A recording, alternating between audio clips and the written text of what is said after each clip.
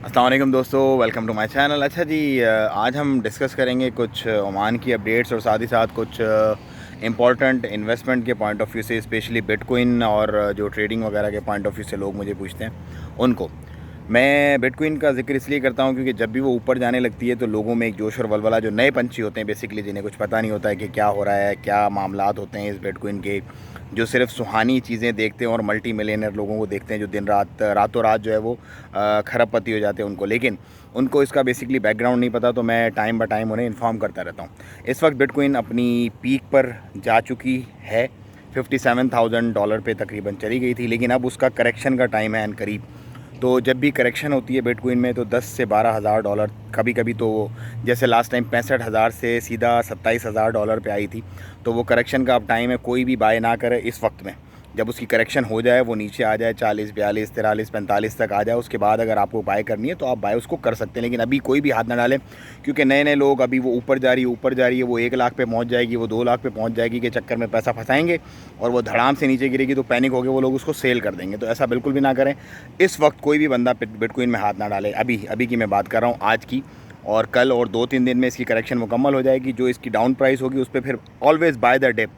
जो dip bye करते हैं वही लोग सक्सेसफुल रहते हैं इसके अंदर। ये नए लोगों के लिए सारी बात है। जो पुराने लोग इसमें काम कर रहे हैं ऑलरेडी, उनको ऑफ कोर्स ये चीज़ें पता होंगी।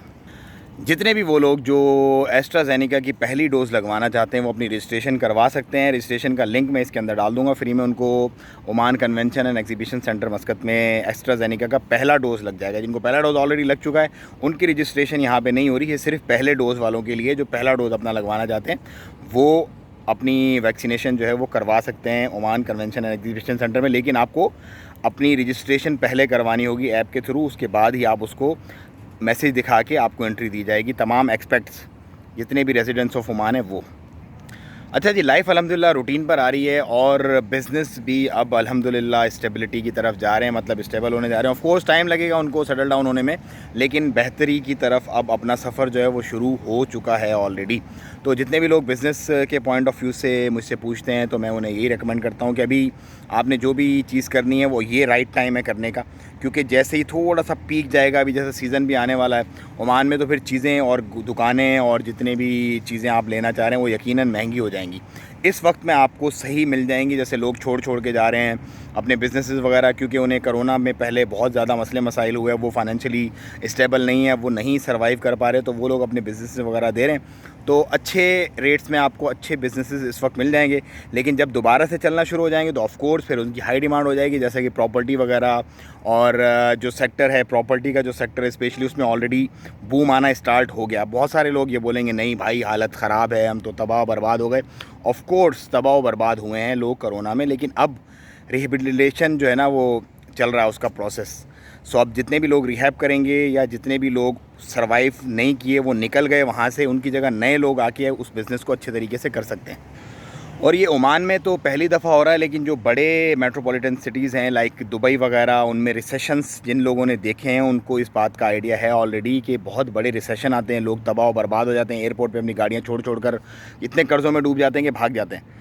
लेकिन उसके बाद दोबारा से वो शहर, वो मुल्क अपने पैरों पर खड़े हो जाते हैं और दोबारा से जो नए लोग आते हैं अच्छे तरीके से, बेस्ट सेंसेस के साथ, अपनी बेस्ट बिजनेस स्ट्रेटजीज़ के साथ, वो अच्छे कामयाब हो जाते हैं वहाँ पे। सो मेरा मकसद किसी को डीमोटिवेट करना नहीं होता, ना ही किसी को सुहाने ख्वाब दिखाना होता, बस हकीकत पर मबनी जो बातें होती हैं वो बता देना होता है। बहुत सारे लोगों को मेरी आज की जो वीडियो थी, स्पेशली मुफ्ती साहब और मिर्ज़ा से रिलेटेड, जो मोहम्मद अली से रिलेटेड, भाई वो मेरा ना तो मुफ्ती साहब से कोई ताल्लुक़ है, ना ही मेरा मिर्ज़ा से कोई लेना देना है। मेरा सिर्फ शिकवा था मेन स्ट्रीम मीडिया और सोशल मीडिया पे बस, कि क्यों इस कदर वो हाईलाइट कर रहे हैं किसी के मामलात को। ठीक है, बहुत सारे फॉलोवर्स उसमें मिर्ज़ा साहब के भी होंगे, बहुत सारे मुफ्ती साहब के भी होंगे, हर बंदे के अपने सेंटिमेंट्स हैं। आप लोग अपने सेंटिमेंट्स अपने पास रखें, अपने मामलात को अपने तक रखें। मेन स्ट्रीम मीडिया को लोगों के जो ख़यालात और जो लोगों के हालात व वाक़यात हैं उनको अच्छा करने में अपना किरदार अदा करना चाहिए। मेरी ये सोच है कि आप बजाय इसके कि किसी के पर्सनल मामले, किसी के मसले मसाइल और किसी के जो परेशानियां हैं सेल्फ़ क्रिएटेड या जो भी, आप बहुत सारे लोग ये कहेंगे तो दीन का मामला है, ये तो उम्मत का मामला ऑफ कोर्स है। आपको क्या लगता है सिर्फ एक मुफ्ती साहब ही हैं जो पूरी उम्मत और पूरे दीन के मामलात को मिर्ज़ा के साथ टक्कर में कर रहे हैं? नहीं, तो बहुत बड़े बड़े आलिम फाजिल लोग हैं।